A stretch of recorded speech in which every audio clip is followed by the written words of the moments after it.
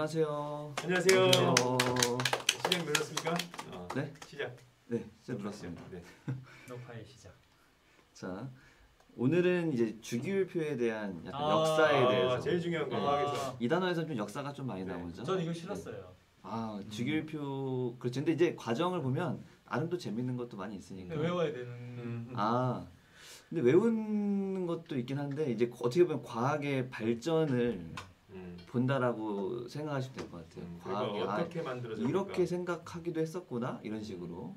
지금 원리를 오늘은 또 원리 중심으로 설명해 주실 거니까 진짜 재밌을 거예요. 네네, 괜찮아요. 옛날 그 채쌤 배우던 식하고 좀 달라요. 아 그래요? 네, 무작정 외우는 게 아니라. 우리 필쌤 아닙니까 또. 아하, 네네. 너무 부담을 주시는데요. 제가 이거 주식 교육 때문에 제가 리튬까지밖에 못 외웠거든요. 그런데 주식 교육 때문이 아니라 본인의 잘못이라는 생각도 한번 해보세요. 한번 해보겠습니다. 네. 그런데 죄송하지만 20번까지는 주입을 해야 됩니다. 아이고, 20개 정도 돼요. 기름이 꽤나 많이 들어가네요. 20개 정도는 좀 주입을 해주시고요. 네. 그다음에 이제 현대 주기율표 이 주기율표가 어떤 과정을 거쳐서 지금까지 이렇게 이쁘게 만들어졌을까라는 그 과정을 좀 보도록 하겠습니다. 생각보다 얼마 안 됐어요. 과정이 맞죠? 네. 그래서 원소들이 많이 발견된 게 얼마 안 됐기 때문에 자 그래서 먼저 이제 물론 이제 과학자들이 원소들을 발견하면서 이름을 또 정했고 그러면서 이 원소들을 어떻게 한번 정리 좀 해볼까라는 고민을 했죠. 이 사람 인류의 특징이고 어쩌면 인간만이 할 수 있는 거죠. 어떠한 것들을 정리해서 어떤 규칙을 만들어내고 그 인간의 본성인 것 같아요. 네, 그렇죠. 그래서 이렇게 인간이 이렇게 위대해지지 않았을까 생각이 드는데 네. 이제 그런 시도를 많이 했어요. 근데 그동안 워낙 많은 원소들이 발견되지 못해서 시도를 했지만 그렇게 유의미한 것들은 많이 못 만들었거든요.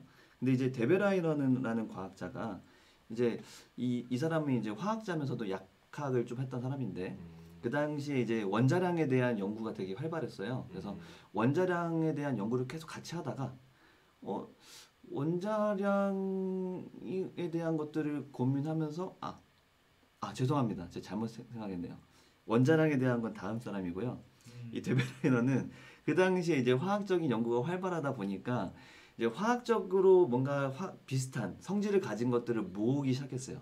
그러면서 뭔가 규칙을 발견하려고 노력을 했습니다. 그랬더니 이제 칼슘하고 스트론튬하고 바륨이라는 이 세 가지 원소가 있는데 이 세 가지 원소에 대한 원자량 순서대로 한번 나열해 봤어요. 네. 그 딱 보니까 이조 원소들이네요. 뭔가 좀 특이한 게 보이는데라는 거죠.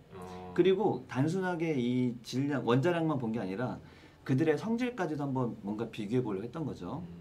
그랬더니 원자량도 봤는데요, 이분도. 그러니까 원자량 순서로 놓고 세 개를 그 다음에 보니까 첫 번째 거랑 세 번째 거랑 평균을 내보니까 가운데 거랑 좀 비슷하네라는 뭔가 규칙성을 발견한 거죠.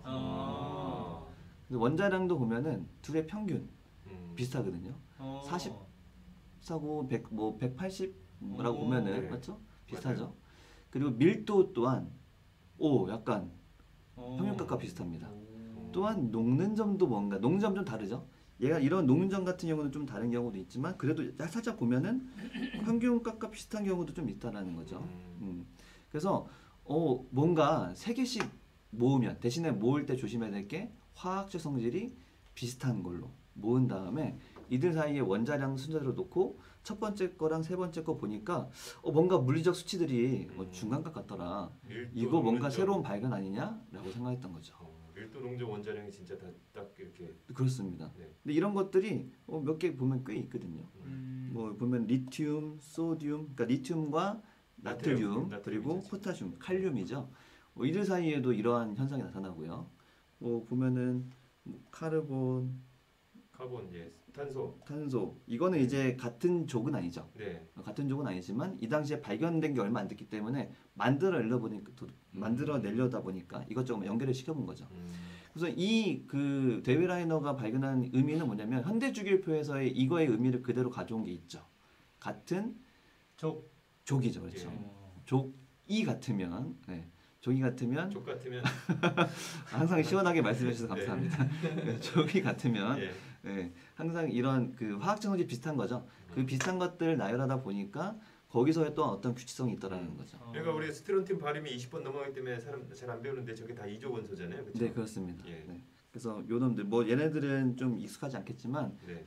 이 데브라이너가 이렇게 발견했습니다. 그래서 이걸 이름을 붙여놓기를 새쌍 원소설이라고 합니다. 근데 약간은 끼워 맞추기 느낌도 좀 예, 나는데요. 그렇죠. 아무래도 어쩔 수 없어요. 근데 이 세 가지 위에 세 가지 상당히 들어맞아요. 위에 세 가지가 그렇죠. 1족, 2족, 17쪽이죠. 17쪽. 맞습니다. 어. 이 당시에 발견된 것들이기 때문에 확실하게 좀 와, 요거 안 맞았으면 잊혀졌을 것 같은데. 그렇죠. 약간 그럴 수 있죠. 좀 억지로 들어맞는 게 없지 않아 있어요. 이 당시나 이 다음에도. 네. 그래서 어쨌든 시도는 좋았죠. 네. 상당히. 그래서 뭔가 규칙성을 한번 발견해 보자 이런 시작이 됐겠네요. 이게. 네, 그렇죠. 근데 이 이후로 과학자들이 엄청나게 연구를 합니다. 그래서 그 다음 사람이 이제 뉴렌즈라고 해서 신대륙이죠. 네. 뉴렌즈. 아까는 볼프강은 어느 나라 사람일까요? 늑대갱 아니에요, 저거? 그럼 늑대갱인가요?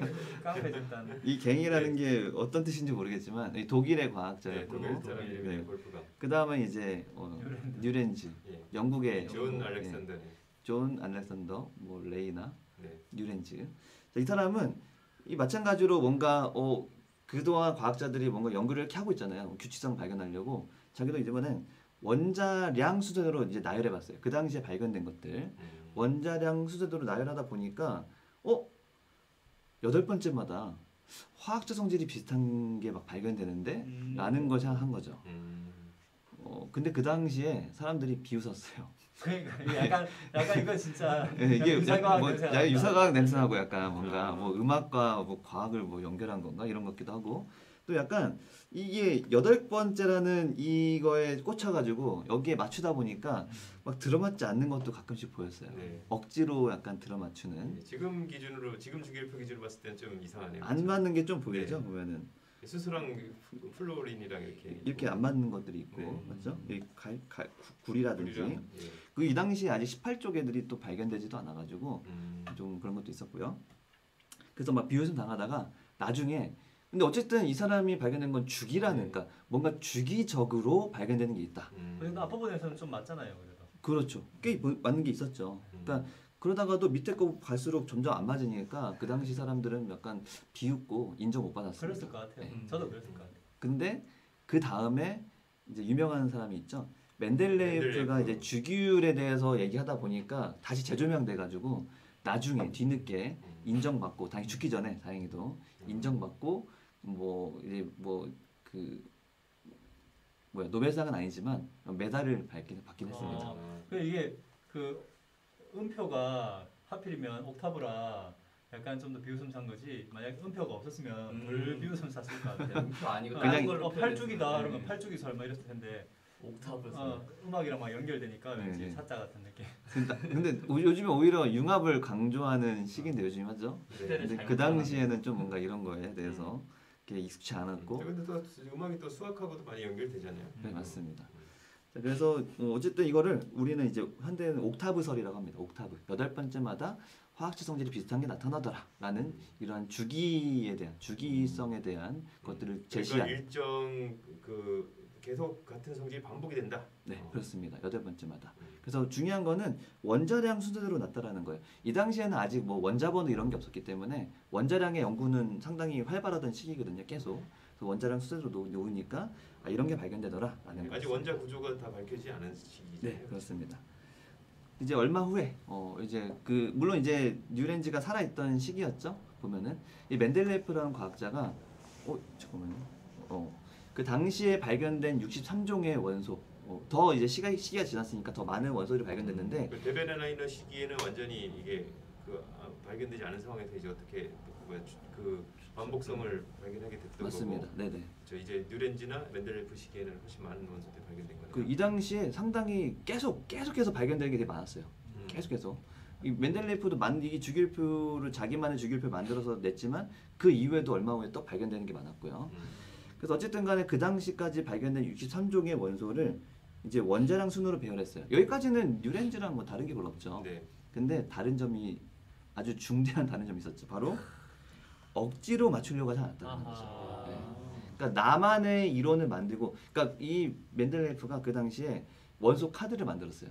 원소에다가 막 뭐 특징도 적고 막 원자량 얼마고 뭐 녹는 점 끓는 점 얼마고 밀도 얼마고 이런 것들을 다 적어놓고 열심히 배열해 보려고 막 이것저것 다 해보고 막 하다가 재밌었겠는데요? 네, 계속 맞춰보고 하다가 맞추기 하듯이. 이게 억지로 끼워 맞추려면 어떻게든 끼워 맞출 수 있었겠죠. 근데 자신의 이제 부족함을 좀 인정했어요. 그리고 현대 과학의 부족함을 그러니까 이 당시에 현대 과학이겠죠. 그 현재 과학에 대해 그 불안정함을 인정하고 뭔가 아직 우리가 발견하지 못한 원소가 있을 거다라고 하면서 여기 보시면 이게 mendeleyev의 그 주기율표인데 그 당시에 여기 이 선이 있어요. 이렇게 선. 보면은 그 당시에 발견된 것들은 이제 원소 기호가 있죠. 네. 근데 발견되지 않았던 것들을 이제 에카라는 말을 써서 에카 알루미늄이라는 말을 써서 알루미늄 다음. 예, 다음에 요 놈과 이제 비슷한 성질 가지고 놈이 있을 거다. 그러면서 요 놈의 성질은 분명히 이럴 것이다. 분명히 이럴 것이다라고 했는데 그게 실제로 발견됐어요. 대박. 그리고 거의 들어맞아요. 오, 대박. 대박이죠. 예. 네. 그러니까 어떻게 보면은 이 과학에 대한 가장 중대한 것을 시사한 게 아닌가 싶습니다. 우리 과학자가 하는 게 다 규칙성 발견한 다음에 뭔가 모르는 것들을 예측할 수 있는 그런 과학을 맞죠? 그래야지 과학이잖아요. 뭔가 규칙성을 발견되고 앞으로를 예측할 수 있어야 과학이라고 할 수 있는 거거든요. 맞아요. 네. 과학이라는 게 대단한 위대한 게 이 예측을 가능하다는 거죠. 그렇죠. 그 전에는 점 보고 이랬던 건데 이제 점이 아니라 그 과거의 연구 결과로. 맞습니다. 하긴 규칙을 만드는 것도 그렇죠. 다음 어떤 새로운 상황에 적용하려고 규칙을 만드는. 그렇죠, 맞습니다. 그래서 그 당시에 상당히 인정받았고 어. 아쉽게도 노벨상 못 받았어요. 그 딱 노벨상 있던 시절이군요. 있던 시절인데 딱 맨델레이프가 그 해에 죽었어요. 아이고. 그해 돌아가셔가지고 딱 받을 딱 했는데 돌아가셔가지고 못 받았습니다. 이렇게 건강이 중요합니다. 건강이 그렇습니다. 네. 맨델레이프 가족들이 다 이렇게 병으로 많이 돌아가셔. 네. 맨델레이프가 이렇게 잘 살진 못했어요. 그 부모님 다 일찍 여이셨고 여였고 상당히 뭐 어렵게 공부했지만 그래도 상당한 업적을 이룬 대단한 사람이죠. 그래서 뭐 우리가 여기서 뭐 보는 것들은 여기 보면 여러 가지 몇 가지 있어요. 이렇게 이런 것들. 와, 네. 피부는 얼마나 좋았을까요? 에카 실리콘 그렇죠? 에카 실리콘. 이거 발견될 거다 했는데 딱 발견됐을 때 그 와 희열. 와. 그렇죠. 에카 실리콘이 저마늄 그렇죠? 맞습니다. 저만이 맞습니다. 그리고 요놈은 에카 갈륨입니다. 갈륨. 갈륨입니다. 그래서 갈륨이 녹는 점이 낮잖아요. 금속인데도 네.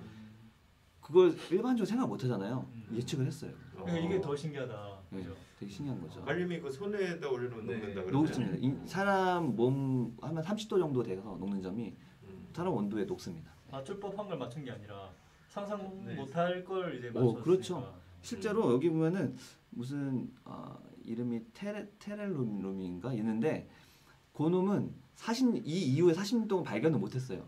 근데 예측을 했어요. 이미 40년 전에 이 과학자가. 근데 그동안 그게 있을 거다라고 생각하고 왜냐면 워낙 이게 신박하고 되게 실제로 발견되고 있으니까 맞을 거다라고 하면서 발견하려고 노력했는데 워낙 실제로 불안정한 원소라서 그동안 발견 못했어요. 근데 40년 후에 발견을 하긴 했는데 그게 또한 거의 다 들여맞는 그런 아주 맨델레이프 대단한 업적이었죠. 네. 그렇지만 이 원자량 순서로 배열하다 보니까 네. 또 안 맞는 곳이 존재했죠. 현대 주기율표랑 좀 다르잖아요. 네. 그래서 좀 약간 안 맞는 부분도 있었고 좀 역전되는 부분도 있었고. 그 갈륨이랑 그 저마늄은 한 얼마 안 된 시기에 발견된 네, 거죠. 한 몇 년 후에 발견됐어요. 4년인가? 그러니까 얼마나 신기했겠어. 딱 네. 예측한 다음 몇 년 뒤에 딱 되니까. 그러니까요. 얼마나 자랑스러웠을까요? 텔루르는 40년 걸렸지만. 그래서 어쨌든 이 이후에 완벽하진 않아. 현대 주기율표랑 좀 틀리긴 하죠. 네. 그래서 그 이후에 이제 모즐리라는 과학자가 현대 주기율표의 근간이 되는 이 그 양성자수 한마디로 원자 번호를 정할 수 있는 방법을 발견했습니다. 그래서 X선이라는 이제 그 아주 좀 에너지가 높은 빛이죠. 이 빛을 이제 이용해서 원자핵이 특정한 그 진동수를 내는 것을 계산해 보니까 양 전하량 사이에 어떤 관계가 있더라. 그 양 전하량의 크기의 뭐 반비례인가? 뭐 그래가지고 그 양전하 수 한마디로 양전하량은 양전하의 수에 비례할 거니까 양전하 수를 예측할 수 있는 그러한 방법을 발견했습니다. 그래서 원자 번호를 발견했고 이 원자 번호가 발견된 이후에 다시 새롭게 이제 과학자들이 이제 현대 주기표는 여러 과학자들의 이제 노력으로 인해서 현대 주기표가 완성이 된 거죠. 그럼 멘델레예프랑 모듈 사이에 러더퍼드 원자 모형 이런 것들이 나왔다. 그렇습니다. 그래서 러더퍼드가 그 당시에 이제 그 음극선을 이용한 실험 많이 했잖아요. 실제로 모듈린 러더퍼드 제자였어요. 그래가지고 그 당시에 뭐 러더퍼드를 영향 받아서 그 음극선을 이용하다 보니까 X선이 음극선, 그러니까 전자의 큰 에너지를 이용한 그러한 선이잖아요. 근데 X선은 뭐 다르지만 그런 것들 연구하다 보니까 이렇게까지 된 거죠. 와, 근데 원자 번호, 양성자수 이런 걸 발견했는데 네. 28살에 죽었어요. 이게 상당히 슬픈 일인데 그 당시에 세계 1차 세계대전이 있었잖아요. 1910. 예. 이게 솔직히 안 가도 되는 건데 이제 모즐리가 약간 애국심에 의해서 아이고. 28살인가 그쯤에 15년도니까 한 네. 몇 살이죠? 좀 20대도 아니죠? 좀 더 나중이었어요. 20대 중후반. 그때 가가지고 갈리폴리라는 전투 상당히 아주 비난받고 있는 전투거든요. 그 상륙 작전인데 실패했어요. 거의 50만 명이 죽었던 40만 명인가 50만 명인가. 세상에 그 정도면 그냥 수능 본 사람들이 다 죽는 거죠. 그러네요. 예. 와 진짜 엄청난 많은 사상자가 진짜 발생했던. 어마어마하다. 예. 그래서 러더포드가 엄청 슬퍼했다고 그 당시에. 그래서 그 영국 사람이거든요. 네. 그 세계대전에서 가장 영국에 피해준 일이 바로 이거다라고 독일이 말하면서 모듈리를 예, 그 과학적으로 재능 있는 이런 사람들을 전쟁터에 보내지 말자라는 그러한 그 서신을 보내기도 했고 그 당시 처칠한테 러더퍼드가요. 네, 러더포드가. 그래서 그 이후에는 좀 이제 그런 거에 좀 자제하는 시기가 됐고요. 그래서 웃긴 게 2차 세계대전 때는 과학자들이 많이 안 가서 그 당시에 연구했죠. 연구를 많이 했죠. 그래서 상당한 발전이 일어났습니다. 맞아요. 과학 발전이. 뭐 암호 기술이라든지 뭐 맞습니다. 앨런 튜링. 그쵸? 앨런 튜링이라든지 뭐 그 후에 뭐 보어라든지 음. 원자폭탄이라든지 이런 게 연구가 됐던 거죠. 근데 참 과학뿐만 아니고 소중하지 않은 사람이 어디 있어요? 그러니까요. 각 분야에 상당한 많은 과학자들이 맞죠. 예. 그리고 또 젊은 나이에 죽으면 또 뭔가 근데 모즐리는 엽적을 남겼으니까 그나마 이름이 남았지. 맞습니다. 그쵸? 다들 다 일가를 잃을 수 있던 사람들인데. 그러니까 모듈리는 엄청 천재였어요 그 당시에. 왜냐면 20대 교수였거든요 그 당시에. 옥스퍼드대 교수여가지고 강사였기 때문에. 옥스퍼드. 네네. 와. 대단한 사람이었죠. 어쨌든 그래도 현대 주기표의 모델을 만들었던, 그러니까 기본이 되는 그 원자본을 발견했던 모듈리였습니다. 그래서 이런 과정을 통해서 현대 주기표가 이제 만들어진 거고요. 현대 주기표를 만들었을 때 몇 가지 좀 살펴보고 끝내도록 하겠습니다. 이제 보면은 우리가 저기 첫 번째 봤던 것처럼 네. 이렇게 보면은 빨간색 부분이 금속들이고요. 그다음에 파란색 부분이 비금속이죠. 비금속. 그래서 금속들은 왼쪽에 좀 있고 비금속들은 오른쪽에 몰려 있죠. 그리고 그 사이에 약간 준금속이 포진되어 있습니다. 그래서 금속들과 비금속 그리고 이들 사이에 전자배치라도 저번에 배웠던 전자배치를 하다 보면은 규칙성이 막 보인다라는 거죠. 그래서 앞으로 우리가 이 현대 주기표를 근간으로 해서 앞으로 주기성에 대해서 배우도록 하겠습니다. 네. 다다음 시간부터. 근데 대신에 이 주기표에 대해서 간단하게 좀 알아둬야 되니까 아마 우리 친구들도 알고 있을 거고 아마 선생님들도 대부분 알고 있을 겁니다. 네. 빨리 보고 넘어갈게요. 주기표에서 왼쪽에 보통 금속이 있고요. 그렇죠? 원자과 전자수는 대부분 적죠. 그래서 이 적은 수들을 잃기 쉬운 거죠. 그래서 그 전자 배치를 봤을 때 원자과 전자수 몇 개 나와 있는 것들 잃어버리면 꽉 찬 전자 껍질이 되기 때문에 안정한 상태가 되죠. 그래서 보통 양이온이 되기 쉽고요. 그리고 전기 전수성이 있죠. 금속들이니까 이러한 특징들이 있습니다. 뭐 1족들, 13족, 2족 다 알고 있을 겁니다. 넘어갈게요. 1족을 뭐라고 하죠? 알칼리 금속. 알칼리 금속이라고 하죠. 2족은 알칼리 토금속. 맞습니다. 알칼리 토금속 이렇게 얘기합니다. 네. 그다음에 비금속들은 오른쪽에 많이 위치하고요. 근데 원자과 전자수가 4개 이상이죠. 그러다 보니까 1키보다는 8개가 되기 위해 우리 오택 규칙 기억나죠? 8개 되기 위해선 얻는 게 더 쉽다라는 거죠. 그래서 음이온이 되기 쉽고요. 그리고 전기 전성이 없죠. 대부분 분자로 존재하고 상온에서 보통 기체로 존재하고 이런 것들 아마 알고 있을 겁니다. 그래서 뭐 14족, 뭐 17족, 우리 17족 좀 유명하죠? 얘들이 뭐였죠? 이름이? 할로젠 원소. 네, 이런 것들 기억해 주시면 됐고요. 근데 그 사이 약간 중금속들 있죠? 여기 중금속. 그러니까 금속과 비금속의 그 사이 경계선이 있다 보니까 중간 정도의 성질을 가지기 때문에 도체와 부도체 사이. 그래서 얘네들 뭐에 많이 이용하죠? 우리가 반도체? 반도체에 많이 이용하죠. 그래서 네. 중금속들, 네, 지금 뭐 아주 공급량에 빠져 규수라든지 있는. 점화류 맞죠? 네. 요즘에 경제적으로 아주 주식에 아주 많은 그 흥미를 이끌고 있는 네. 차를 그런 만들 수가 분야입니다. 없습니다. 네, 차를 못 맞습니다. 만드는 지금. 그래서 양쪽성 원소라고도 해요. 금속과 비금속의 약간 성질 갖고 있다, 다 갖고 있다라고 해서 자, 그래서 우리가 이제 주기율표 다 배워봤고요. 이거 주기율표를 기준으로 해서 여러 가지 주기성에 대해서 네. 이제 진짜 과학자가 되듯이 여러분들도 많은 주기성에 대해서 같이 보도록 살펴보도록 근데 하겠습니다. 여기 이 그림에서는 저기 아까 가운데가 다 그 금속인데 네네네. 그 금속 맞는 것 같은데 아까 맨 처음 그림에서는 색깔이 달랐거든요. 아, 저 다르죠. 질문하려고 했어요. 전이금속. 여기는 이제 전이금속이죠. 아, 금속은 금속인데. 네. 여기 우리는 이 족끼리 같은 성질을 비슷한 성질을 화학 성질 지닌다고 하잖아요. 네. 근데 전이금속은 이들이 한 족이에요. 어떻게 보면. 얘네들끼리 뭔가 대박이네. 비슷한 성질이 좀 있습니다. 네, 그렇군요. 네. 그래서 그거는 나중에 대학교 가서 배울 거고요. 네. 우리 여기 고등학교 수준에서는 안 다루니까. 20번까지는 전이금속 안 나오잖아요. 네, 맞습니다. 칼슘에서 딱 네, 끝나잖아요. 칼슘 딱. 어. 여기는 여러분들이 굳이 그냥 그렇구나 하고 넘어가면 되는 곳입니다. 네. 철이나 구리처럼 유명한 애들도 있는데 네. 다 이게 그냥 금속이 아니라 전이금속입니다. 맞습니다. 근데 본 건 많은데 우리의 생각한 건 좀 달라요. 예, 전자 배치도 좀 많이 다르고 성질도 좀 많이 다르고요. 네. 여기까지 오늘은 네. 여기까지 하겠습니다. 수고하셨습니다. 수고하셨습니다.